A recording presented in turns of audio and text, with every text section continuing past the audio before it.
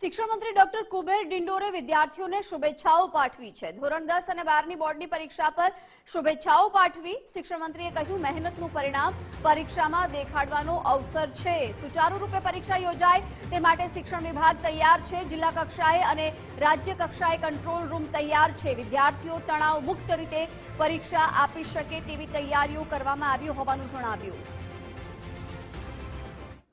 સૌને મારા નમસ્કાર। પ્રિય વિદ્યાર્થી મિત્રો, આવતીકાલથી ગુજરાતમાં ધોરણ 10 અને 12ની બોર્ડની પરીક્ષાઓનો પ્રારંભ થઈ રહ્યો છે। અંદાજે 14 લાખ જેટલા વિદ્યાર્થીઓ આ પરીક્ષામાં બેસવાના છે। આ તમામ વિદ્યાર્થીઓને હું ખૂબ શુભકામનાઓ પાઠવું છું। મિત્રો, આ પરીક્ષા માત્ર તમારા એક વર્ષની એક ધોરણની પરીક્ષા છે। તમારા એક વર્ષની મહેનતનું પરિણામ મેળવવાનો અવસર છે।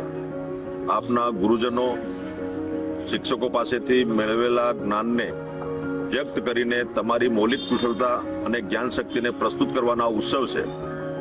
બોર્ડની આ પરીક્ષાઓ સુચારુ રૂપે યોજાય તે માટે રાજ્ય સરકાર અને શિક્ષણ વિભાગે સંપૂર્ણ વ્યવસ્થા પૂર્ણ કરી દીધી છે।